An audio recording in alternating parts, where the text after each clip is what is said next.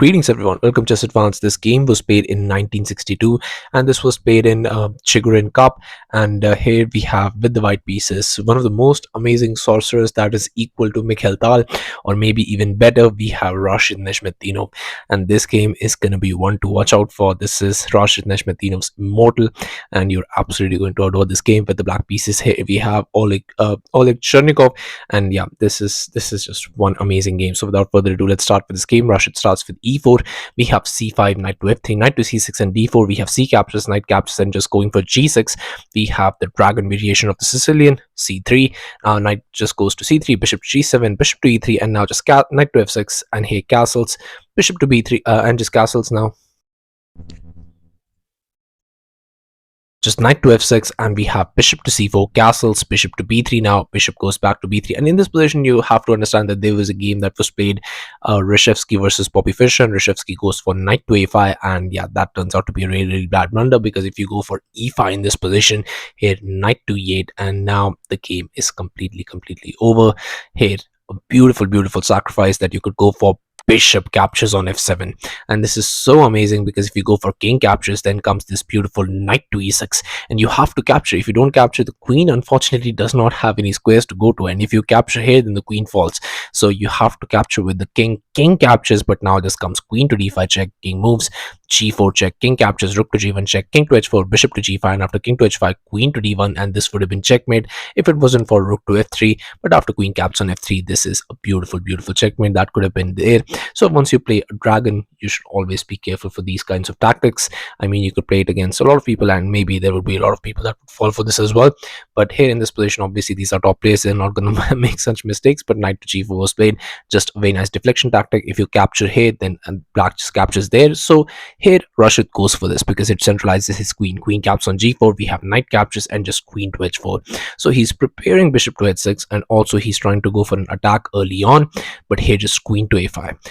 Oleg says to Rashid that, you want to attack, you go for the attack. I'm going to go and attack towards your queen side if you dare to castle queen side. But the thing is that if you castle queen side, it looks really good, honestly, but the issue is that you're just there with the tempo. You're also attacking the d4 knight, and what do you do even in this position? Here if you try to go for knight caps on b3, a captures looks like a mistake, but it's really not, because even if you go for this, then I think I can just run away. And even if you play bishop captures, pawn captures, there is no continuation, because you don't have any pieces here for the attack. And if bishop captures directly, then you've lost the Sicilian dragon, and once you lose the dragon, the game is basically lost, because I have the dark square bishop, and once after b captures, queen captures, if you play, then bishop to d4, and yeah, you're most likely getting checkmated, or worse, you're just going to lose the game in a very bad manner after losing a lot of material. But in this position, nothing was played, just castles king side, and now here comes bishop to f6. Very logical move. You're just attacking the queen, and it seems like there is nothing in the position. But in this position, Rashid Nezhmetdinov plays one of the most beautiful moves ever played in the history of chess, in mankind's history. Here Rashid Nezhmetdinov goes for queen captures on f6. He sacrifices an entire queen, and what do you do here in this position? If you try to go for anything here, let's say, I mean, if you just capture right away, then the bishop gets centralized, and you definitely don't want that. So here knight to e2 check was played, just giving up the bishop this way. So you're gonna have to spend a few more moves so that the pieces won't get centralized, and then you can capture. But after this knight captures, e captures, knight to c3 now, and you can understand next the bishop is jumping in, knight is jumping in, and the position is very amazing.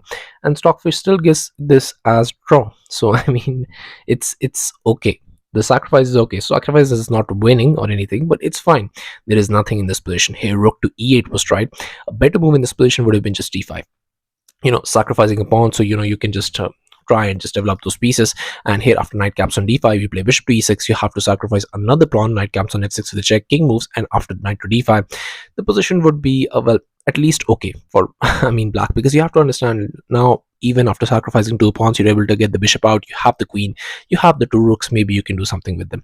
But the way that Oleg played in this position, he choose to go for rook to e8, and now there is problem, because now comes knight to d5, and now there's this threat. Bishop can also jump to d4. I mean, it's not looking that very good. Here rook to e6 was tried, trying to protect against everything, but just bishop to d4, and now you have to defend with the king to g7, but just rook a to d1, and now we are in trouble territory. Because what do you do in this position? How do you get the bishop out? If you play a move like d6, which was played in the game, I'll show you what happens there. But after b6 is the best move in this position. b6 technically stops rook to d3 in a different manner, because now if you go for rook to d3, now comes bishop to a6, and yes, you're losing material. And rook to f3 does not work, if you're wondering about this, because if you go for bishop caps on f1, king captures just queen to d2. Queen to d2 is such a beautiful move in this position, because your bishop is simply hanging and there is no time for attack. I mean, if you attack, I'll just move the king back and there is nothing in this position that you can do. And let's say you try to play c3, you guard the d1 square, you also guard the bishop, but then comes queen to c1 check, king to e2, rook captures on e4 with a check, king to d3, queen to b1 check, king moves here, and now here queen caps on b2, and now if you move up, then queen to e2 is checkmate. So here king to d1, but now queen to b1 check, king to d2, queen to e1 check, king moves, and now just going for this rook to e2 check, king to d3, queen to d2 check, king to c4.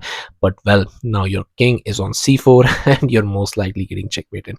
So that would be a very, very terrible way to go. But again, after b6, it doesn't matter. I mean, you're not going to play a move like rook to d3, but still, after d6, however, here rook to d3 was played, and now it's a brilliant move. It's a brilliant move because now once you play bishop to d7 and try to get the bishop into the game, also with the tempo, but rook to f3, and now there's too much pressure against the f6 pawn. And what do you do when in this position?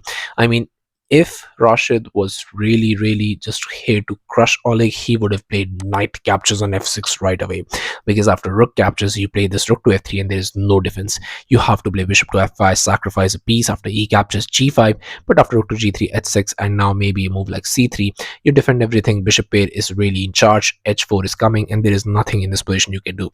Either you just give up the rook and then White has sufficient compensation and you just can completely resign.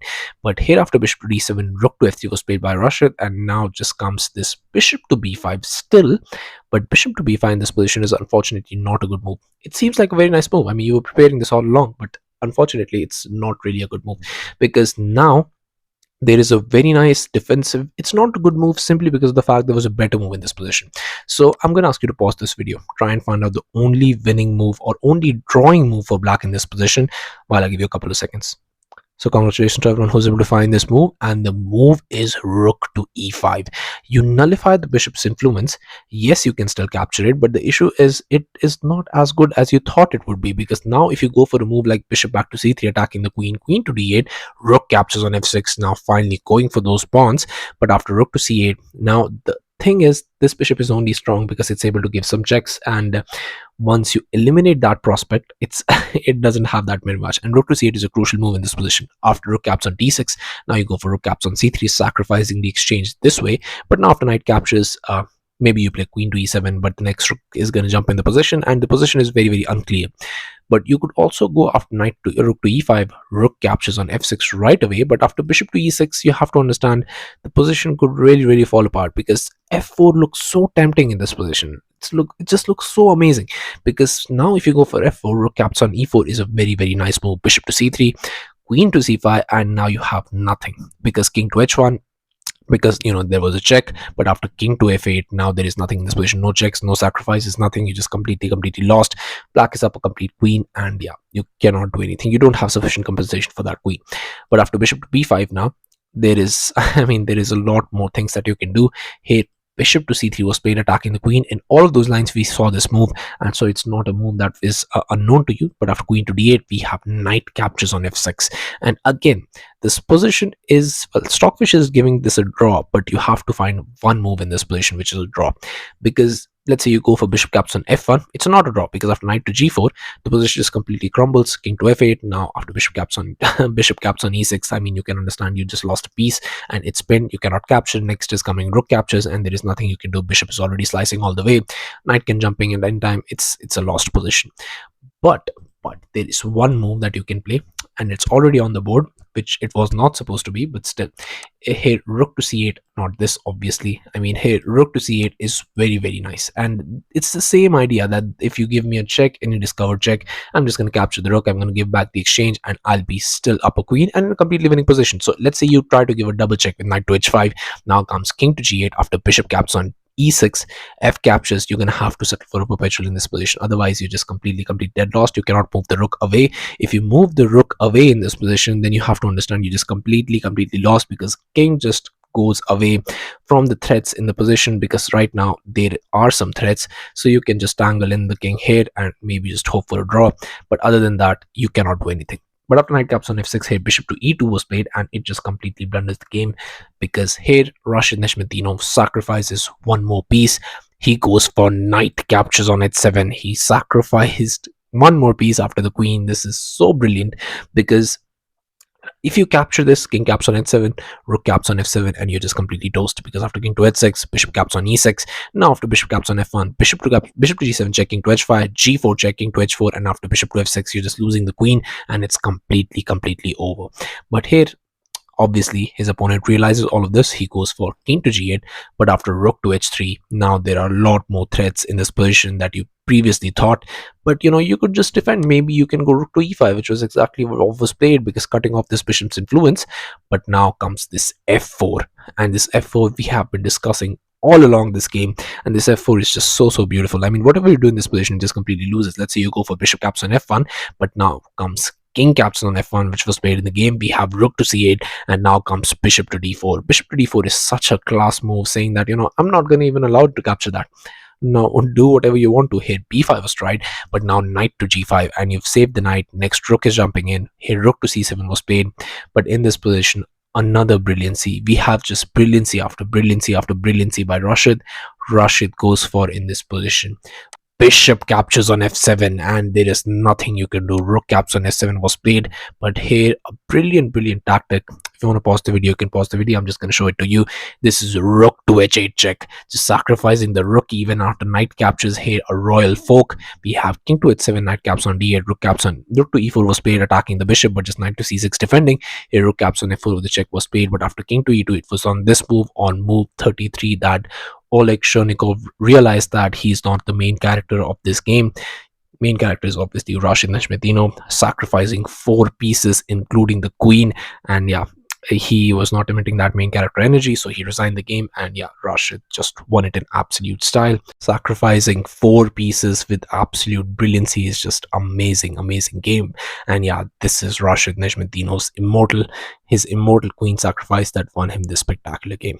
So yeah, thank you all for watching. I'll be coming back with games like these, so stay tuned, stay updated, and what I can say is that basically just keep on analyzing old games. I always say this, I will continue to say this till my last breath probably. Analyze old games. They will teach you more about chess than any modern games ever will. So yeah, I'll be seeing you guys very soon. Thank you very much for watching.